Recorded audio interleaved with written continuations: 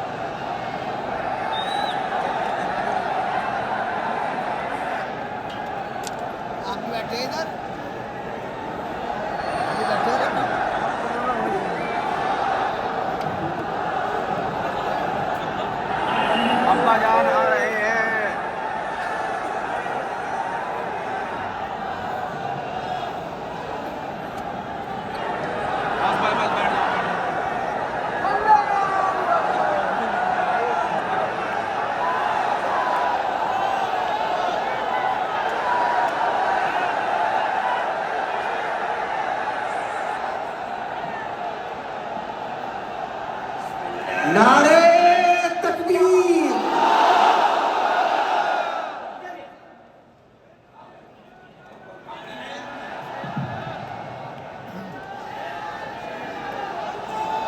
بسم اللہ الرحمن الرحیم الحمد للہ نحمده ونستعینه ونستغفره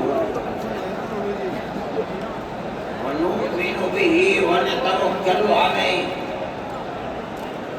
ونعوذ بالله من شرور أنفسنا ومن سيئات أعمالنا من يهده الله فلا مضل له ومن يضلله فلا هادي له ونشهد أن لا إله إلا الله وحده لا شريك له ونشهد أن سيدنا ومولانا محمدا عبده ورسوله أما بعد مسلم پرسنل لا بورڈ کے صدر محترم نائیڈو صاحب کے نائب صدر اور ہمارے مہدی صاحب، دوسرے حضرات جو یہاں بیٹھے ہوئے ہیں، اور یہ جمع غفیر لاکھوں آدمی جو آئے ہیں جمعیت علماء کی دعوت پر، میں جمعیت علماء کے ان ورکرز اور آئے ہوئے مہمانوں کا دل کی گہرائیوں سے شکریہ ادا کرتا ہوں۔ جن لوگوں نے جمعیت علماء ہند کی دعوت پر اپنے احباب کو جمع کیا اور اپنے خرچ سے جمعیت علماء کا ایک پیسہ کیا بھوکی کوڑی بھی نہیں لگی، آپ ہی لوگ کروڑوں روپیہ خرچ کر کے اپنی بسوں کا خود انتظام کر کے یہاں تشریف لائے دعوت پر اور آ کر بیٹھے۔ جمعیت علماء ہند کے خدام کے دل میں اس کی بڑی قدر ہے۔ اللہ آپ حضرات کو اس کا بہتر بدلہ عطا فرمائے۔ میرے محترم بزرگوں، آج ہی کا مسئلہ یہ نہیں ہے۔ جمعیت علماء ہند کی ایک تاریخ ہے، اور ایسی تاریخ ہے اپنے اس ملک کے لیے جو کسی دوسری ہندو مسلم پارٹی کے پاس نہیں ہے۔ علماء نے اس ملک کی آزادی کے لیے اگر آپ ان کی تاریخ کو پڑھیں گے تو آپ کو اندازہ ہوگا کہ ان کی اس ملک کی آزادی کے لیے قربانیاں 150 سالہ قربانیاں ہیں۔ کوئی اس ملک کے اندر ہندو مسلم ایسی پارٹی نہیں ہے جس کی تاریخ ایسی قربانیوں کی تاریخ ہو۔ حضرت شاہ عبدالعزیز صاحب محدث دہلوی نے 1803 میں آواز بلند کی تھی کہ ہمارا ملک غلام ہو گیا، اس غلام ملک کو آزاد کرانا اس ملک میں بسنے والے ہر مسلمان اور ہر شخص کا فرض ہے۔ کوئی مائی کا لال نہیں تھا جو انگریز کی طاقت کے سامنے آزادی ملک کا نعرہ بلند کر سکتا۔ ایک مسلمان عالم دین نے اسی دلی کے اندر اس نعرے کو بلند کیا، اس کی جائیداد قرق کر لی گئی، اس کے مدرسے کو دفن کر دیا گیا، اس کو دلی بدر کر دیا گیا۔ دیکھیں یہ مسلمان ایسے نہیں تھے جو کسی ملک کے پیسے یا اس کی سطوت اور اس کی طاقت کے سامنے سر جھکا دیتے۔ جو انہوں نے اپنا موقف اختیار کیا تھا پتھر کی چٹان کی طرح، اسی طرح اس موقف کے اوپر کھڑے رہے۔ سب سے پہلا جہاد سن 1932 کے اندر ہوا، ہندوستانی لوگ تو جانتے بھی نہیں، اور اس کے اندر لوگ مر گئے، ختم ہو گئے۔ شاہ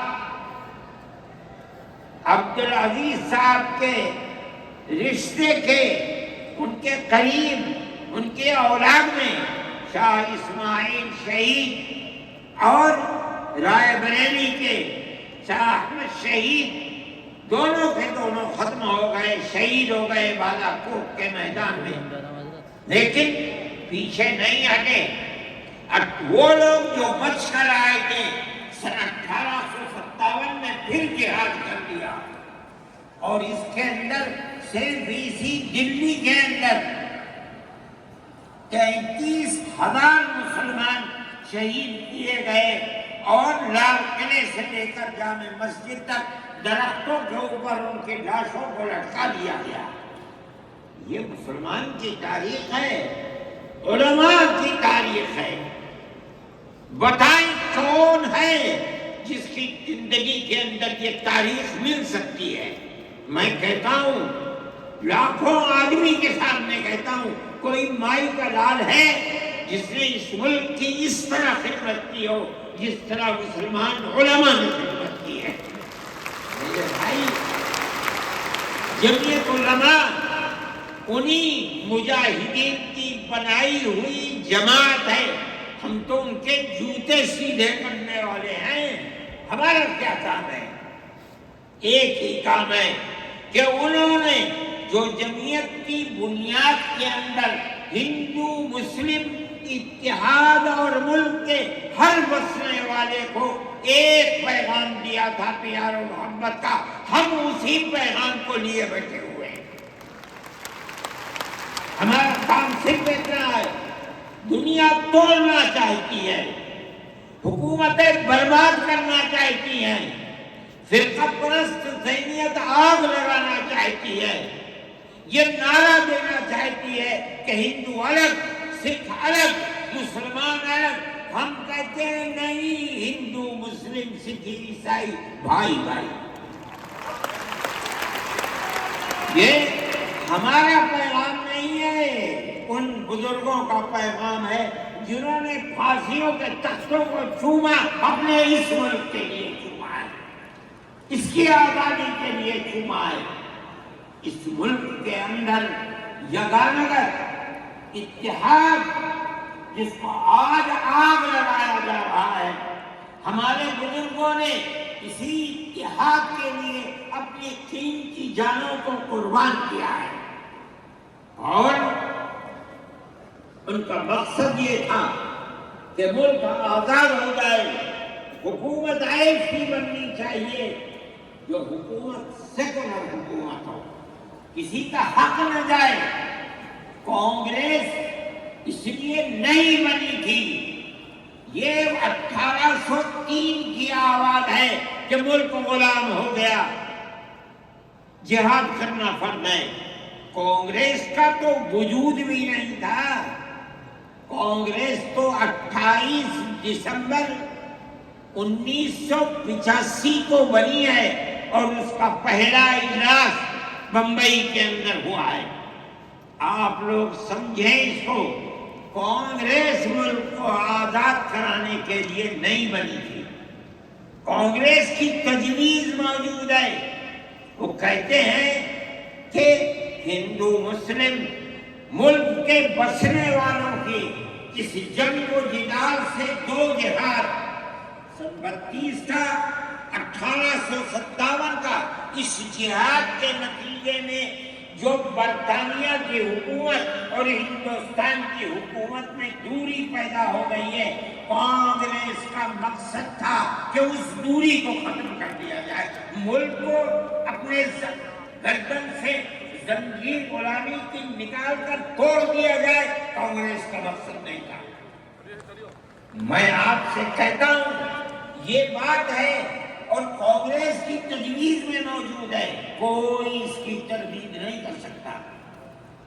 کسی نے حضرت گنگوہی رحمت اللہ علیہ سے پوچھا کہ ایک جماعت بنی ہے جو ہندوؤں نے بنائی ہے انگریز کے ساتھ مل کر، کیا مسلمان اس جماعت میں شریک ہو سکتا ہے؟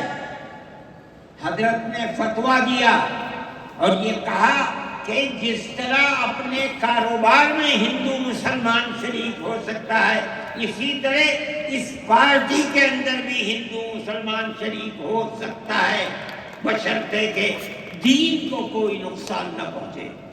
اس فتوے کا نام ہے نصرت الابرار، جو پرانی مکتبے ہیں، لائبریریاں ہیں، یہ آج بھی وہاں موجود ہے۔ یہ صرف فتویٰ نہیں ہے، یہ اس لیے ہے کہ یہ اشارہ ہے کہ مسلمانوں کو کانگریس کے ساتھ شریک ہونا چاہیے، اور کانگریس کے اس نظریے کو بدلنا چاہیے، کانگریس کے اندر مستقل غلامی کی زنجیر کو توڑنے کے لیے اور انگریز کے ساتھ جہاد کرنے کے لیے تیار کرنا چاہیے۔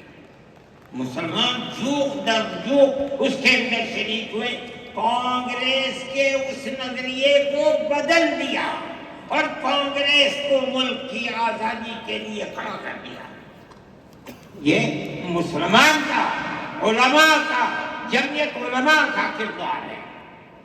کوئی مانے نہ مانے، تاریخ میں لکھی ہوئی چیزیں ہیں، ہم سے پوچھے ہم وہ تاریخ کی لکھی ہوئی چیزیں لیں گے۔ ہماری تاریخ کو مٹا دیا گیا۔ وہ طبقہ جو آج ملک کے اندر اسلام اور مسلمانوں کو دفن کرنا چاہتا ہے، وہ ہماری تاریخ کو دفن کرنے کے اندر کامیاب ہو گیا، مگر ہم کہتے ہیں یہ ہماری تاریخ ہے۔ میرے بھائی، ملک اسی طرح چلتا رہا، جیسے جیسے آزادی قریب آتی رہی، جمعیت علماء ہند وہ تنہا ایک جماعت تھی جو برابر موتی لال نہرو، جواہر لال نہرو، گاندھی جی سے یہ بات کہتی رہی کہ ہمیں ضمانت دو، ہم 143 سال ہیں، ہماری زندگی جہاد کی زندگی، ہمیں یہ ضمانت دو کہ ملک آزاد ہوگا تو اس کا کردار سیکولر کردار ہوگا، دستور سیکولر دستور ہوگا، جس کے اندر ہندو، مسلمان، سکھ، پارسی، عیسائی ہر ایک کو اپنے مذہب کے ساتھ جینے کا حق ہوگا اور حکومت کا کوئی مذہب نہیں ہوگا۔ ہمارے پاس تجویزیں موجود ہیں، برابر ہمیں مفتی کفایت اللہ صاحب جو جمعیت علماء تھے اس وقت صدر تھے، نام لے کر ان کے پاس موتی لال نہرو، گاندھی جی، یہ لوگ اپنی ورکنگ کمیٹیوں کی تجاویز بھیجتے ہیں، مفتی صاحب کرم فرما، مفتی صاحب یہ ہے کہ ہمارا ملک جب آزاد ہوگا ہم گارنٹی دیتے ہیں کہ ملک سیکولر ملک ہوگا۔ اس کا کیا مطلب ہے؟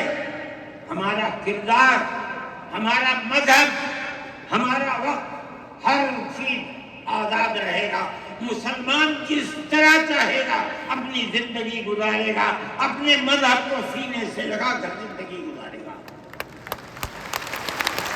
میں یہ بات صرف ہوائی نہیں کہہ رہا ہوں، آپ غور سے اس تحریر کا ایک ایک لفظ سنیں۔ ہری پور ضلع سورت کا اجلاس عام جو 19، 20، 21 فروری 1938 میں 47 میں ملک آزاد ہوا، یہ اجلاس 1938 اس سے بھی 9 سال پہلے، یعنی آج کے مقابلے میں 80 سال پہلے یہ اجلاس ہوا تھا۔ اس کے اندر تجویز دیکھیے آپ، ورکنگ کمیٹی نے 1937 میں اپنی کلکتے کی میٹنگ میں اقلیتوں کے حقوق پر جو تجویز پاس کی تھی اسے یہ کانگریس منظور کرتی ہے، اس وقت کی بات ہے، اور نئے سرے سے اعلان کرتی ہے کہ ہندوستان کی اقلیتوں کے تمدنی، مذہبی اور لسانی حقوق کی حفاظت کرنا کانگریس کا پہلا فرض اور بنیادی پالیسی ہے، تاکہ حکومت کی کسی بھی ایسی اسکیم میں جس میں کانگریس شریک ہو اقلیتوں کو ترقی اور نشو و نما کا زیادہ سے زیادہ موقع مل سکے۔ آپ الفاظ پر غور کیجئے، اور وہ قوم کی سیاسی، اقتصادی اور کلچرل زندگی میں پورا حصہ لے سکے۔ اس کے بعد اس بنیاد پر مسلمانوں کو مطمئن رہنا چاہیے کہ آزاد ہندوستان کی حکومت میں ان کا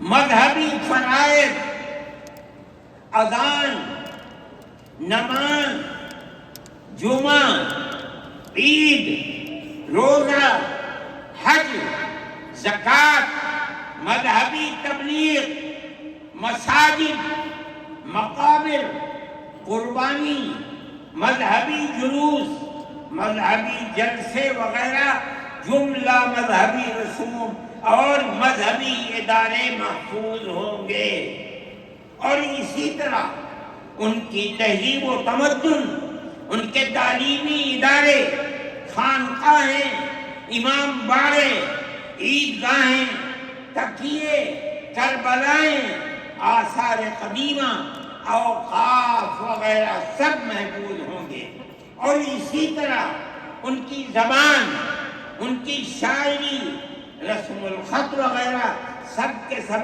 آزاد اور محفوظ ہوں گے، کسی پر کوئی رکاوٹ اور قید نہ ہو۔ جو میں آپ سے کہہ رہا ہوں، آپ دیکھیے یو پی کانگریس کا شائع کردہ election board National Herald press Lucknow 1946 کے اندر، شاید 10 فروری ہے جو میں نے نقل کیا ہے، وہ مٹا ہوا تھا، اس کے اندر یہ بلیٹن شائع ہوا ہے۔ میں کہتا ہوں کہ ہندوستان کی یہ جمعیت علماء کے بار بار کھچوٹے لگانے پر وعدہ کرو کہ ملک سیکولر ملک ہے، وہ وعدہ کرتے چلتے ہیں۔ میں آج آپ سے پوچھتا ہوں کہ اس میں سب سے پہلی چیز ہے کہ مسلمانوں کا مذہب اور مذہبی فرائض محفوظ رہیں گے۔ آج میں پوچھتا ہوں، ملک کی آزادی کو 70-80 سال ہو رہے ہیں، بتائیے کیا محفوظ ہے مسلمانوں کا؟ آپ مذہب محفوظ ہے مسلمانوں کا؟ کیا آپ نے مسلمان مذہب کا مسئلہ قرآن و حدیث سے ثابت ہے؟ آپ جو کچھ کر سکتے تھے آپ نے نکاح اور طلاق کے اندر کر دیا، بدل کا معمول ہے۔ آپ کی حکومت اتراکھنڈ میں ہے، آپ یکساں سول کوڈ، یعنی کوئی تعلق مسلمان کا مذہب سے نہیں ہوگا، گورنمنٹ جو قائم کرے گی اس کے اوپر مسلمان کو چلنا ہوگا۔ کہاں کا سیکولرزم ہے؟ کیا مسلمان اس پر اطمینان کر سکتا ہے؟ آپ کی زندگی اور آپ کی حکومت کا بنیادی ناپاک پتھر یہ ہے کہ مسلمان کو اپنے مذہب سے آپ دور کر دیں۔ کیا آپ اسے قبول کریں گے؟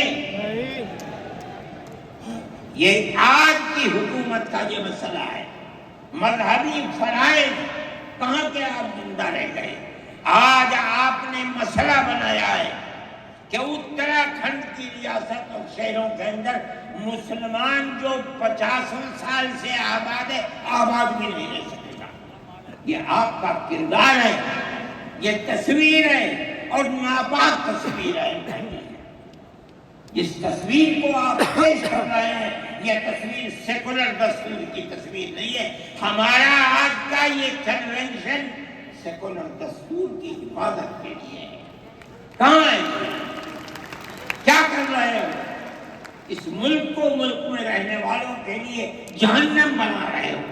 جمعیت علماء اس کو قبول نہیں کرتی۔ ہم تو کہہ رہے ہیں اس بات کو، کسی کی زبان اٹھتی ہو یا نہ اٹھتی ہو، لیکن ہم کہتے ہیں کہ جو ہو رہا ہے وہ ملک کو آگ لگانے کے لیے، دستور کو آگ لگانے کے لیے ہو رہا ہے۔ جمعیت علماء اسے قبول نہیں کرے گی۔ اگر جمعیت علماء نے اس بدترین حکومت جو یہ کہتی تھی کہ ہماری حکومت میں سورج نہیں ڈوبتا، جمعیت علماء نے کبھی اس کے سامنے سر نہیں جھکایا، اس کے بعد ہم اس کے سامنے سر جھکائیں گے۔ ہمارا سر صرف ایک اللہ کے سامنے جھکتا ہے اور کسی کے سامنے نہیں۔ میرے بھائی، آپ ایک اس کو لیتے ہیں، میں کہتا ہوں اے تو بیٹھے، آپ کیا کہتے ہیں؟ اس کے اندر جہاں ہے وہاں اسی طریقے سے اوقاف وغیرہ سب محفوظ ہوں گے۔ اوقاف محفوظ ہے، یہ آپ کے سامنے حضرت مولانا بیٹھے ہوئے تقریر کی ہے۔ اوقاف کو ہڑپنا چاہتے ہیں۔ ہماری مسجدیں اسی دلی کے اندر 400 500 سال کی مسجدیں ہیں، جس میں جمعیت علماء کا دفتر بنا ہوا ہے، عبدالنبی اکبر کے زمانے کی مسجد ہے۔ اور کتنی مسجدیں جن کے پاس اوقاف، اللہ اکبر، لاکھوں کروڑ کے اوقاف ہیں۔ جونپور میں جا کر کے دیکھو کیسی مسجدیں ہیں، دلی کے قرب و جوار میں دیکھو کتنی بڑی بڑی مسجدیں ہیں۔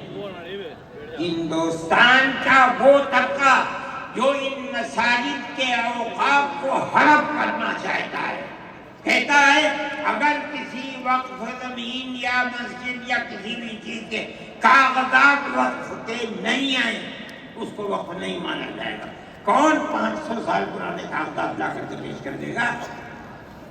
قانون یہ تھا کہ جو مسجد بنی ہے، جو وقف پر بنتی ہے، وہ وقف ہے۔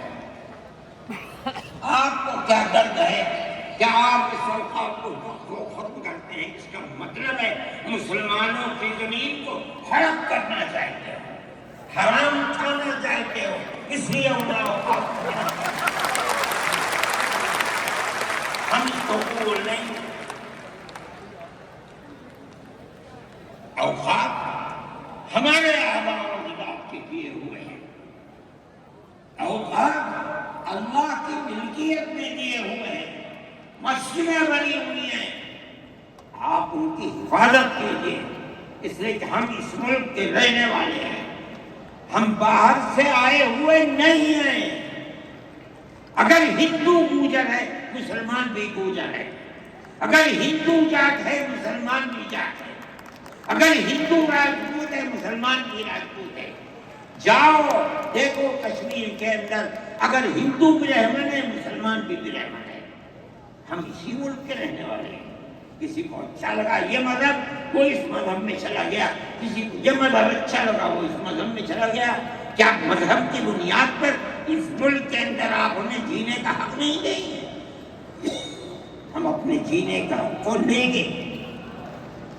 آپ نے جس سیاست کو اختیار کیا, آپ 2 الیکشن پہلے دیکھیے کس قوت کے ساتھ بی جے پی آئی تھی. آپ نے جس پالیسی کو اختیار کیا, سیکولرزم کو آگ لگانی چاہیے, اس کا نتیجہ اس الیکشن میں کیا ہوا؟ بی جے پی ہار گئی. میں کہتا ہوں کہ اگر چندرا بابو نائیڈو کی بیساکھی نہ ہوتی اور ادھر نتیش کمار کی بیساکھی نہ ہوتی تو بی جے پی گورنمنٹ نہیں بنا سکتی. کیوں ہوا؟ وہ جو 14 سال پہلے اتنی قوت کے ساتھ آئی تھی کہ لگتا تھا کسی دوسری جماعت کا چراغ ہی نہیں جل رہا ہے, وہ چراغ آج بجھ کیسے گیا؟ اس پالیسی کی وجہ سے. ملک کی پالیسی اگر بھائی بھائی کی ہوگی ملک زندہ رہے گا. ایک باپ کی اولاد 5 4 3 اگر پیار و محبت کے ساتھ رہیں گے وہ گھر آباد رہے گا. اگر دشمنی ہوگی سب برباد ہو جائیں گے. ہماری یہ پالیسی ہے کہ ہندو مسلمان سکھ عیسائی سب ایک دوسرے کے ساتھ بھائی بھائی ہیں. آپ اس پالیسی کو کیوں مخالفت کرتے ہیں؟ ہم اسی طرح چلتے ہیں. جمعیت علماء ہند کا یہی کردار ہے. جمعیت علماء ہند آج بھی یہی کرتی ہے. میں نے ابھی چند مہینے ہوئے میوات کے اندر لوگ لٹ گئے, پس گئے, ان کو جمع کیا. ہم نے ان سب کو 1 لاکھ یا 2 لاکھ روپئے دیے جا کر کے. مسلمان بھی تھے ہندو بھی تھے. ہم نے ان کو دیا, وہ خوش ہو گئے. ہم ہر سال تقریباً 1.5 کروڑ روپئے دیتے ہیں بچوں کو جو پڑھنے والے ہوتے ہیں, جو غریب ہوتے ہیں, اونچی تعلیم کے لیے.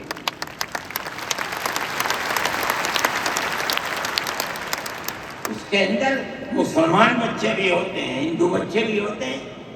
جمعیت علماء ہر ایک کی مدد کرتی ہے. پڑھیں, ملک کے لیے کام کریں. میں جا رہا تھا ایک مرتبہ بنگلور سے سوار ہوا, مجھے جانا تھا سوئٹزرلینڈ. ایک میٹنگ تھی وہاں سعودی عرب کی, سوئٹزرلینڈ کے اندر. میں جب گیا جہاز کے اندر صبح ہوئی تو میں نے چائے وائے پی.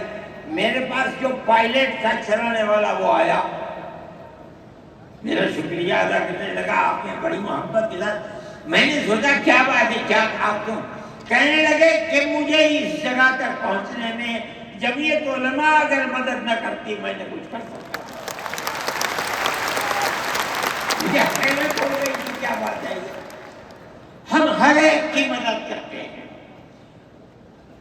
کیرلا کے اندر سیلاب آیا, لوگ لٹ گئے, مر گئے. ہم نے مکانات کی مرمت کی, ہم نے مکانات کو سر نو بنوایا بھی. میں نے چابیاں بھی دی اور تمام میڈیا نے اس کو دکھلایا. ہندو بھی تھے, مسلمان بھی تھے, ہندو عورتیں بھی تھیں جن کے ہاتھ میں نے چابی دی ہے. جمعیت علماء کا یہ کردار ہے. ہمارے بزرگوں نے متحدہ قومیت کتابیں شائع کی ہیں. اس کا مطلب ہے کہ ہندوستان کی قوم مذہب کی بنیاد پر نہیں بٹے گی. جو ہندوستان میں رہتا ہے ان سب کی ایک ہی قوم ہے. مذہب کی بنیاد پر تقسیم نہیں ہوگی. یہ ہمارا کردار ہے. ہم اس کردار پر زندہ ہیں اور اسی پر چلتے ہیں.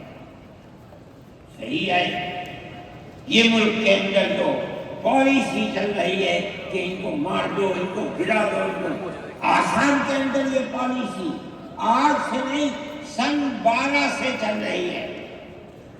جمعیت علماء تنہا جماعت ہے ملک کے اندر جو آسامیوں کے مسائل کو جانتی ہے۔ یہاں سے رہنے والے ان کی زبان اور ہے، ان کا کلچر اور ہے، بہت دور ہیں، دنیا کے آخر میں رہتے ہیں، کون جانتا ہے ان کے مسائل؟ تنہا جمعیت علماء ہے جو ان کے مسائل سے دلچسپی لیتی ہے، گھستی ہے، کروڑوں روپیہ خرچ کرتی ہے۔ یہ ایک مسئلہ تھا، اس سے پہلے ایک اور مسئلہ تھا۔ کہا گیا کہ پنچایت اگر کسی کو آسام میں یہ سرٹیفکیٹ دیتی ہے کہ یہ ہندوستانی ہے تو وہ سرٹیفکیٹ نامقبول ہوگا۔ 47 لاکھ آدمی اس سے متاثر ہے۔ جو فرقہ پرست پارٹی تھی وہ کہتی تھی کہ پنچایت کے سرٹیفکیٹ کو قبول نہ کیا جائے۔ اگر یہ فیصلہ ہو جاتا تو 47 عورتیں 47 لاکھ اپنے بچوں کے ساتھ ملک کے اندر بھیک مانگنے والوں کی زندگی بسر کرتے۔ ہم نے سپریم کورٹ کے اندر اس کو چیلنج کیا۔ سپریم کورٹ کہا جاتا ہے، لیکن در حقیقت یہ ملک میں بسنے والے ان غریب اور لاچار لوگوں کی پناہ گاہ جن کے سامنے ملک میں کوئی راستہ نہیں بچتا تو وہ کورٹ میں پہنچتے ہیں کہ ہماری مدد کرو۔ ہم پہنچ گئے، اپنے لیے نہیں، ان غریبوں کے لیے پہنچے جو 47 لاکھ تھے۔ آپ نہیں جانتے اس کے اندر 24 لاکھ ہندو عورتیں تھیں۔ آپ سمجھے؟ اور جمعیت علماء گئی۔ میں بہت پریشان تھا کہ الہ العالمین کوئی مدد کرنے والا علاوہ تیرے کوئی مدد کرنے والا نہیں ہے۔ میں اللہ کا فضل کرتا ہوں کہ جو کورٹ اور وہیں کا وکیل چیف جسٹس صاحب آسامی کا تھا، مجھے خطرہ تھا کہیں یہ آسامیوں کے ساتھ نہ چلا جائے، گورنمنٹ کے ساتھ نہ چلا جائے۔ اللہ کی قدرت ہے کہ فیصلہ یہ آیا کہ وہ سرٹیفکیٹ جو پنچایت نے دیا قبول کیا جائے گا۔ میں نے کہا کہ مجھے اپنی زندگی میں کبھی اتنی خوشی نہیں ملی جتنا آج اس فیصلے سے ملی۔ کیوں؟ صرف مسلمان کے لیے نہیں، یہ ہمارا کردار ہے جو ہمیں اپنے بزرگوں سے ملا ہے، جو جمعیت علماء کی اساس ہے، جو ان کا کردار تھا، ہم نے اس کی سراہنا کی۔ اس کے بعد دوسرا مسئلہ آ گیا۔ دیکھیں، سمجھیے مسئلے کو، سارے ہندوستان کے اندر قانون یہ ہے کہ جو سب سے پہلی مردم شماری سن 47 میں ملک آزاد ہوا، سن 51 کے اندر پہلی مردم شماری ہے، جس کا نام اس مردم شماری میں ہے وہ ہندوستان ہے، جس کا نام اس مردم شماری میں نہیں ہے، اگر دوسری مردم شماری میں وہ کہیں سے آ کر بسا اور اپنا نام لایا، وہ ہندوستانی نہیں ہے۔ اچھا،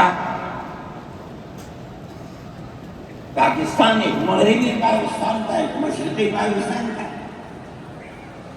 اندرا جی نے اپنے زمانے کے اندر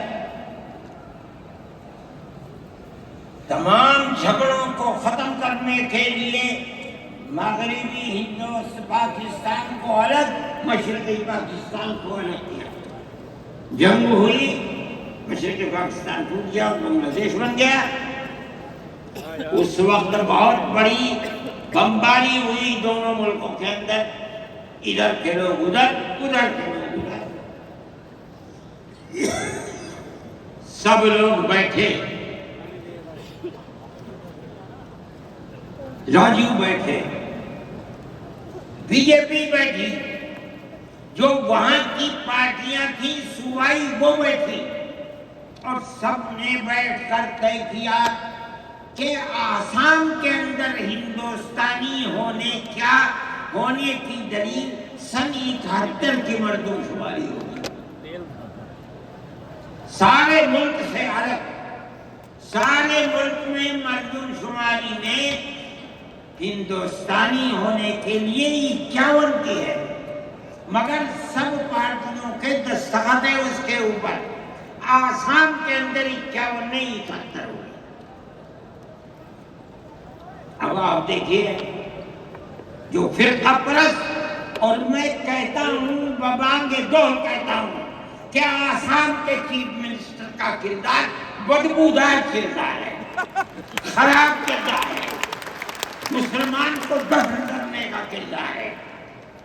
وہ یہ کہتا ہے کہ آسام کے سوا آسام کے اندر مردم شماری 71 نہیں، جیسے سارے ہندوستان میں 51 ہے، اسی طرح آسام کے اندر بھی 51 ہوگی۔ آپ سمجھتے ہیں اس کا اثر؟ آج اس کا اثر یہ ہوگا کہ اگر 71 ٹوٹ جائے اور 51 پر آ جائے تو آسام کے اندر 1.5 کروڑ بچے اور بڑے سب ہندوستان سے باہر ہو جائیں۔ کہاں جائیں گے؟ صرف مسلمان کی مخالفت، کھانا ہضم نہیں ہوتا ہے بغیر مسلمان کی بربادی کے۔ کوئی نہیں تھا، تنہا جمعیت علماء تھی۔ اس کے اندر بڑا کردار ہے مولانا مشتاق انصر کا، جو جمعیت علماء آسام کے صدر ہیں۔ وہ میرے ساتھ شانہ بشانہ کھڑے رہے اور 12 سال سے زیادہ مقدمہ رہا۔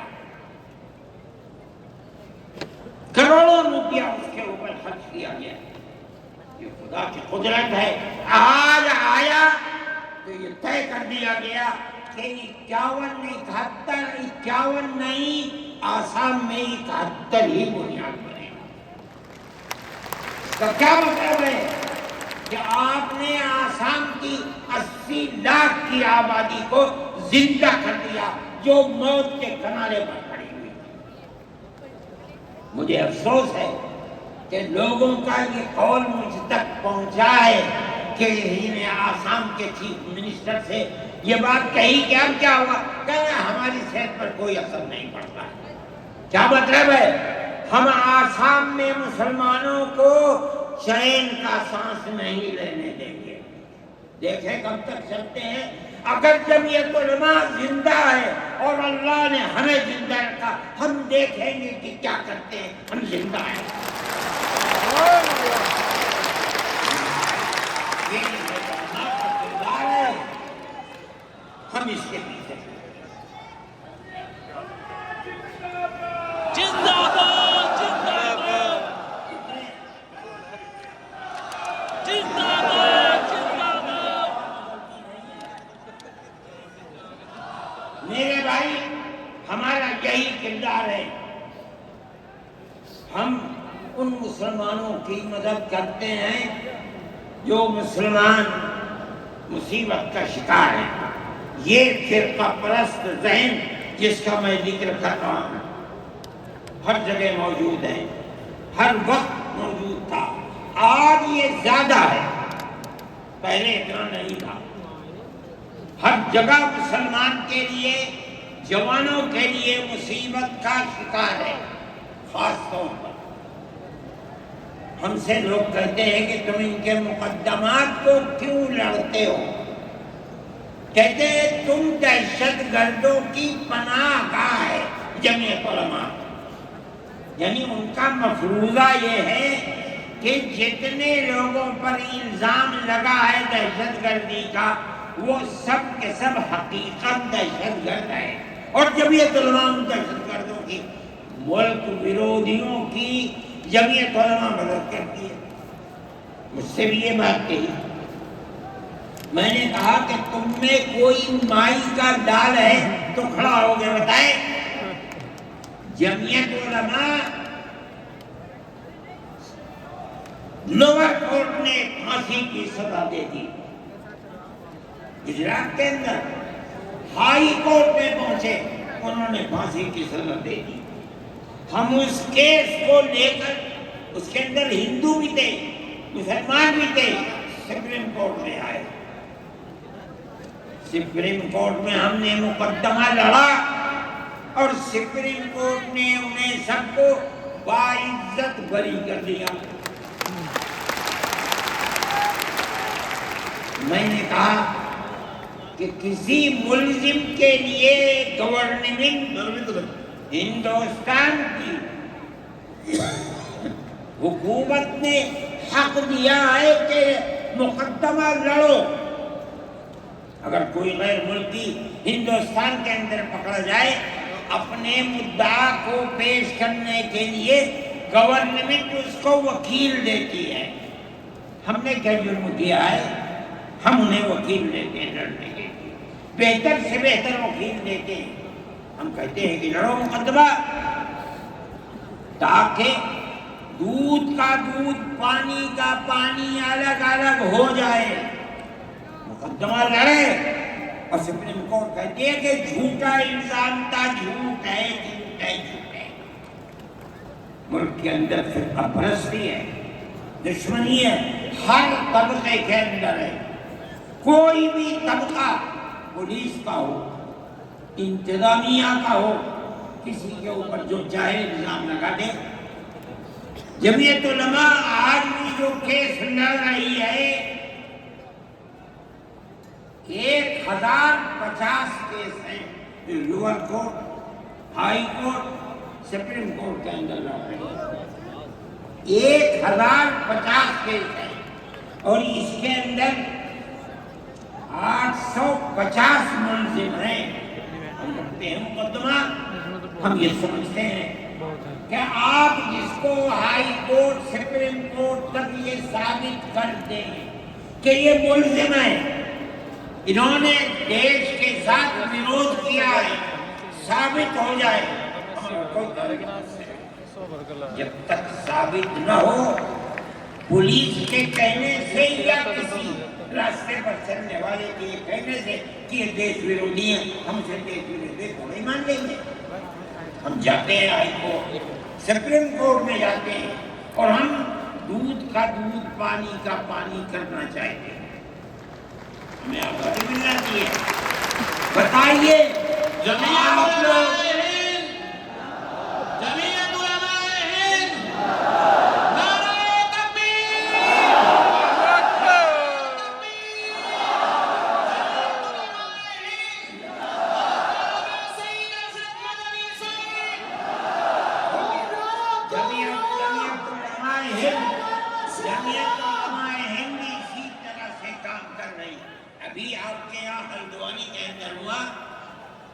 مسجد کو توڑ دیا، شہید کر دیا، گولی چلا کر 6 آدمیوں کو قتل کر دیا. اس کے ساتھ ساتھ 101 آدمیوں کو گرفتار کر لیا اور ایسی دفعات ان کے اوپر لگا دی کہ 1.5 سال سے پہلے ان کی ضمانت نہیں ہو سکتی. جمعیت علماء نے ہمارے پاس آئے 70 آدمی. کچھ لوگوں نے اپنے کیس لڑے تھے، کسی کو یقین نہیں تھا کہ اس کے اندر کامیابی ہوگی.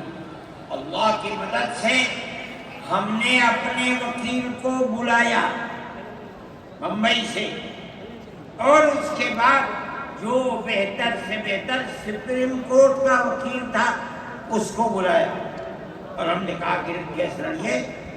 5 پیشیاں ہوئی اور وہ وہیں جاتا تھا ہائی کورٹ. نینی تال میں شاید ہائی کورٹ ہے، وہاں جاتا تھا، وہ اپنا محنتانہ پورا لیتا تھا. 2 پیشیاں ہوئی آن لائن اور 3 پیشیوں میں وہ گیا وہاں وکیل. اور وہ ایک مہیلا تھی وکیل، مگر بہت بہترین وکیل تھی. انہوں نے اپنے کیس کو رکھا اور ہندوستان میں میں نہیں جانتا ہوں جمعیت علماء اتنے کیسوں کو اتنے سال سے لڑ رہی ہے، بیک وقت 50 آدمیوں کی ضمانت ہو جائے، جن میں 6 عورتیں بھی تھیں. یہ پہلی مرتبہ یہ ہماری بہت بڑی کامیابی ہے، اللہ کا انعام ہے، اس کا فضل ہے، ہم لڑ رہے ہیں اسی طریقے۔ مدارس اسلامیہ، میرے بھائی، مدارس اسلامیہ اس ملک کے مذہبی اعتبار سے جان ہے۔ جبھی طلباء ہمیشہ سے یہ بات کہتی تھی کہ مدارس ام المدارس دارالعلوم دیوبند ہے۔ حضرت نانوتوی رحمۃ اللہ علیہ نے جو دستور بنایا وہ دستور یہ تھا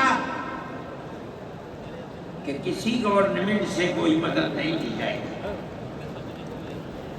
المؤمن ينظر بنور اللہ، یہ ان کے دل کے اندر ایک بات آئی۔ میں کہتا ہوں کہ اگر یہ بات نہ ہوتی اور حکومتوں سے پیسے لے کر مدارس چلتے، آج مدارس کی جان نکل چکی ہے، آزاد ہے مدارس، کسی گورنمنٹ کا ایک پیسہ ہمارے پاس نہیں ہے۔ مسلمان رکشا چلانے والا، مزدوری کرنے والا، دولت مند، کاروبار کرنے والا، ہر مدرسہ ایک ہاتھ سے دیتا ہے، دوسرے ہاتھ سے پتہ نہیں جاتا۔ اللہ کا فضل ہے، اسی طرح مدارس دین کی خدمت کر رہے ہیں۔ ہم یہ سمجھتے ہیں کہ دین کی بقا ہندوستان کے اندر، اس کے اندر بنیادی کردار مدارس اسلامیہ کا ہے۔ لوگ کہتے ہیں تبلیغ کا ہے، میں کہتا ہوں ہاں تبلیغ کا بھی ہے، اصل کردار مدارس اسلامیہ کا ہے۔ ارے بھائی، مولانا الیاس صاحب رحمۃ اللہ علیہ نے تبلیغ کی بنیاد رکھی، کہاں کے تھے؟ مدرسوں میں پڑھ کر کے نکلے تھے۔ مولانا یوسف صاحب نے کام کیا اپنے باپ کے طریقے میں، کہاں سے نکلے؟ مدرسے سے پڑھ کر کے نکلے تھے۔ مولانا چلے گئے، مولانا انعام صاحب، پھر اس کے بعد مولانا الہاد صاحب۔ آج دیکھ لیجئے جو بچے کام کر رہے ہیں وہ سب مدرسوں سے پڑھ کر کے، ان کی اولاد میں مدرسوں کے اندر پڑھ۔ اصل کردار دنیا کے اندر، ہندوستان میں نہیں، چاہے جہاں دنیا میں چلے جاؤ، اصل کردار مدارس اسلامیہ کا ہے۔ اگر کسی روئے زمین میں آج کہیں کوئی مسلمان اللہ کہتا ہے، میں سمجھتا ہوں دیکھ لو کہیں نہ کہیں کسی مدرسے سے پڑھا ہوگا۔ نعرہ تکبیر! مدارس اسلامیہ زندہ باد، زندہ باد، زندہ باد۔ آئین کا محافظ کون ہے؟ ارشد مدنی، آئین کا محافظ کون ہے؟ ارشد مدنی، ارشد مدنی۔ مدارس اسلامیہ کا یہ کردار ہے، اسلام کو پھلتا پھولتا دیکھیں، یہ اس سے برداشت نہیں ملتا۔ مگر یاد رکھیں کہ اللہ کا یہ چراغ نہیں بجھے گا، اسے بجھانے والے بجھ جائیں گے۔ نعرہ تکبیر!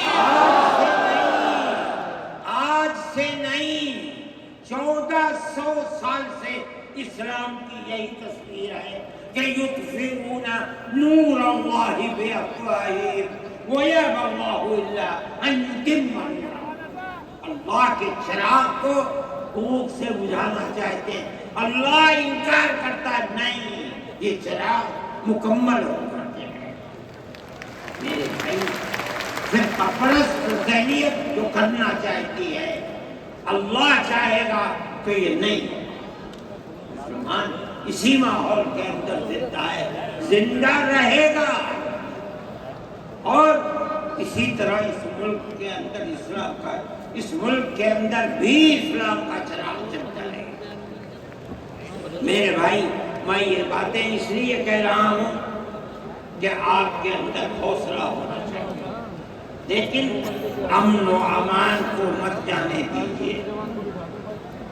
مسلمان مر جائے ٹھیک ہے، مگر امن و امان کو تو نہیں ہونا چاہیے۔ میں نے ٹھیک ہے، اسلام کو نہیں مانتا آدمی، اللہ کو نہیں مانتا، اللہ کو برا بھلا کہتا ہے۔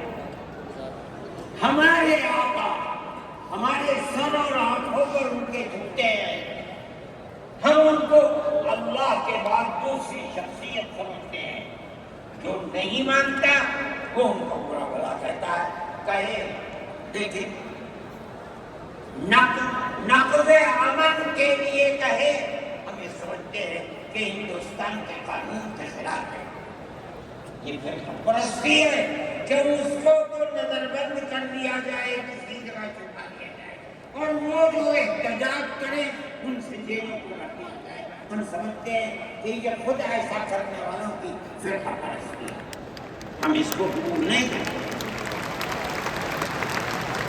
اس لیے میرے بھائی آنے والے دنوں کے اندر یہ بات طے ہوگی کہ اس سلسلے کے اندر کیا کیا جائے۔ ہم اس کو نقض امن سمجھتے ہیں۔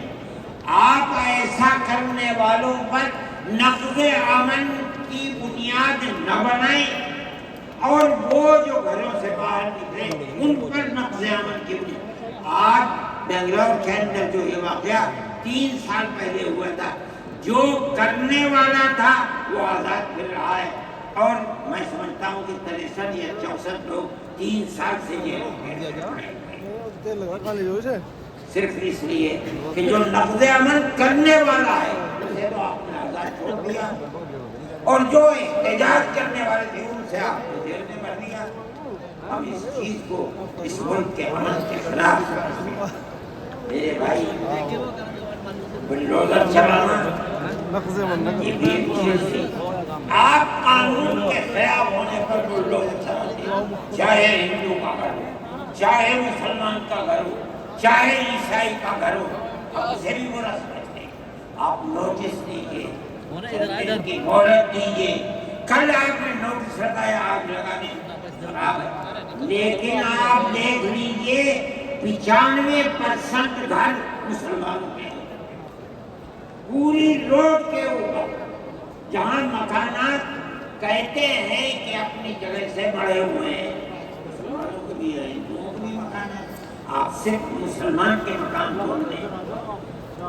پھر دوسری مصیبت کیا ہے کہ اس مکان کے اندر مان لیجیے بوڑھے ماں باپ رہتے ہیں، جس کو آپ نے پکڑا ہے کوئی غلطی ہوئی ہے، اس کے بیوی اور بچے رہتے ہیں اس مکان میں، غلطی اس ایک آدمی سے ہوئی، آپ پورے مکان کو گرا دیں، ماں باپ کہاں جائیں گے؟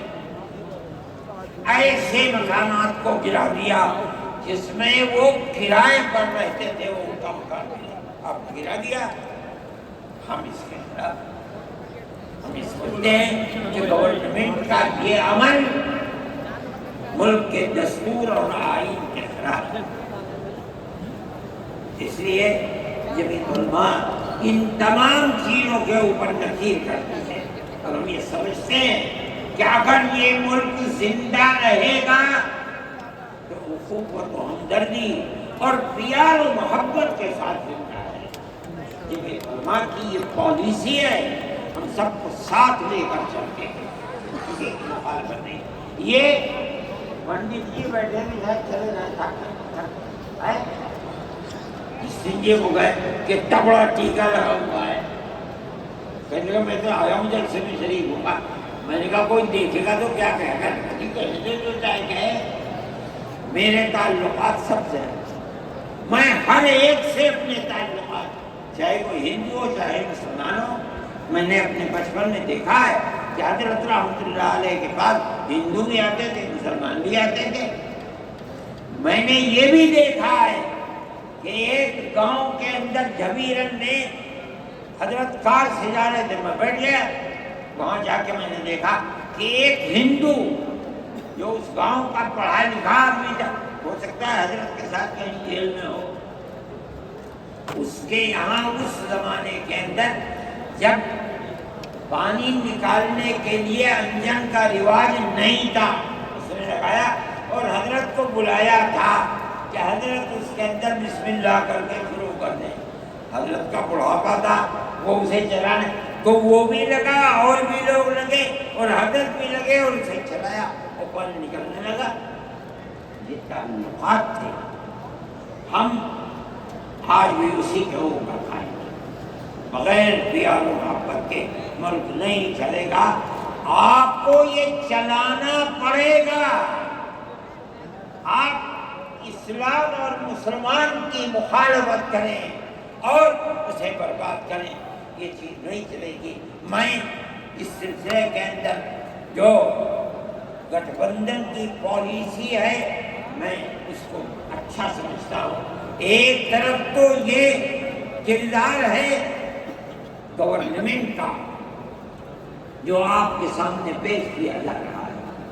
دوسری چیز الیکشن کے زمانے کے اندر جو انڈیا گٹھ بندھن نے اپنا مینیفیسٹو شائع کیا, میرے پاس یہ چیز پہنچی کہ راہل گاندھی جی نے یہ کہا ہے کہ ہماری حکومت اگر بنے گی تو ہم ہر اقلیت کو اپنے مذہب کے اوپر چلنے کی آزادی دیں گے. میں نے ان کی اس بات کو قدر کے نظر سے دیکھا اور میں نے اعلان کیا کہ اس اعلان کے بعد مسلمان کو اس گٹھ بندھن کی جس میں رہ کر اس کو آزادی ملتی ہے اپنے مذہب کی, اس کو ووٹ دینا اپنے ملک اپنے دین کی حفاظت کے مرادف ہے.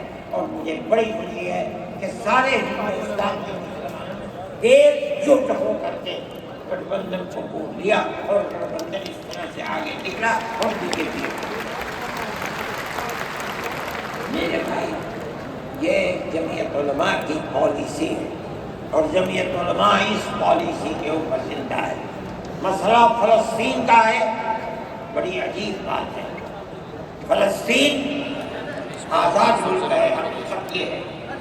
آپ یہ دیکھیے جب دولت عثمانیہ کو دنیا کی بڑی طاقتوں نے مل کر ختم کیا اور خلافت اسلامیہ ترک میں ختم ہو گئی تو امریکہ, روس, برطانیہ انہوں نے مل کر ایک یہودی حکومت قائم کی اسرائیل.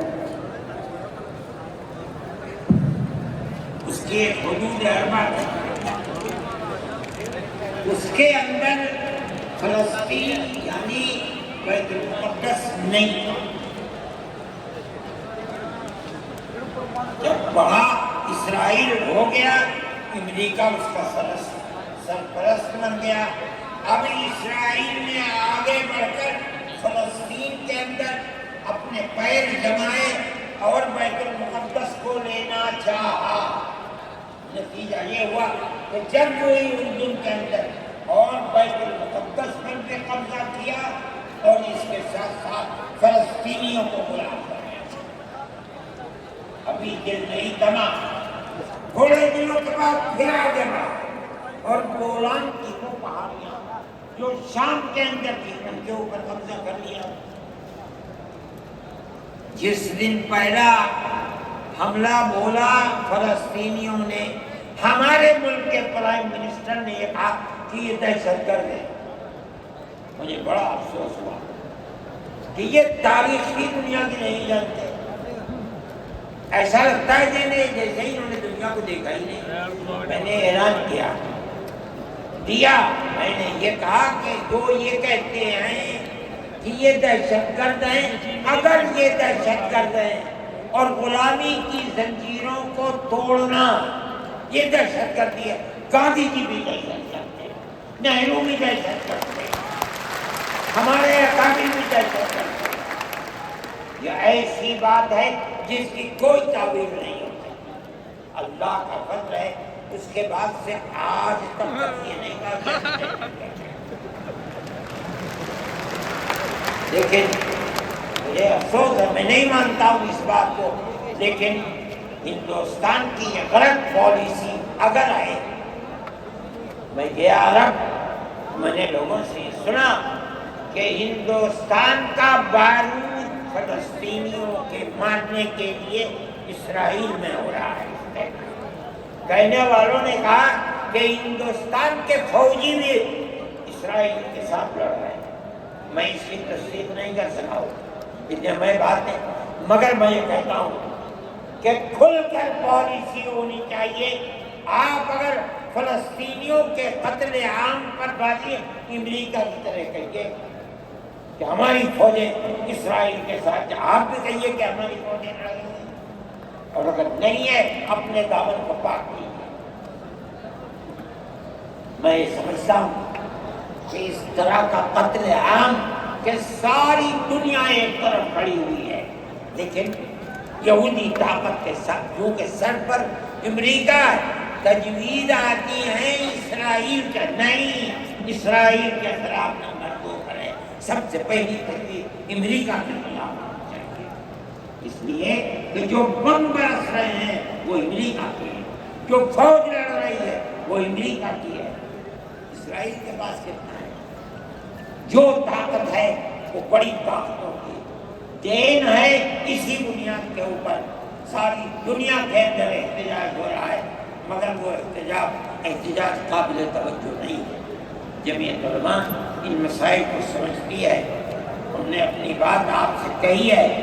मुसलमान अपने नजरियात, अपने ख्यालात को सही करें और इस नहज के ऊपर चले। मैं फिर कहता हूँ, आप हिंदू मुस्लिम इत्तेहाद, आप जिस गांव में हैं वहां इत्तेहाद रखिए, अपने खेत में हैं वहां इत्तेहाद रखिए, बाजार में बैठे हैं वहां इत्तेहाद रखिए। जहां दुनिया के अंदर है मजहब की बुनियाद पर नहीं, हिंदू मुस्लिम भाई भाई उसी इत्तेहाद की बुनियाद के ऊपर चलिए। अगर आप चलेंगे तो आप अपने मुल्क के वफादार हैं और आप सही रास्ते पर चलने वाले हैं। और अगर आप वो पॉलिसी खुदा न खास्ता जो फिरकापरस्त नजरिए की पॉलिसी है, अगर आप उसे अपनाएंगे मुल्क तबाह हो जाएगा, बर्बाद हो जाएगा। मैं इन्हीं नजरियात के साथ आप से इजाजत लेता हूँ और अपने उन अहबाब का शुक्रिया अदा करता हूँ जिन्होंने तवज्जो दिलाकर घर घर जाकर अपने भाइयों को इस इजलास में आने के लिए आमादा किया है, जमीयत उलमा का पैगाम पहुँचाया है और उन लोगों ने यहाँ आकर इस इजलास की रौनक को बढ़ाया। मैं शहर दिल्ली के उन लोगों को जिन्होंने 25,000 लोगों को जो सीधे रामलीला ग्राउंड में पहुंचे थे उनके नाश्ते का बंदोबस्त किया और जमीयत उलमा के आवाज़ बनाने वालों के लिए मोहब्बत का मामला किया, मैं उनको भी दिली शुक्रिया अदा करता हूँ। आखिर दावना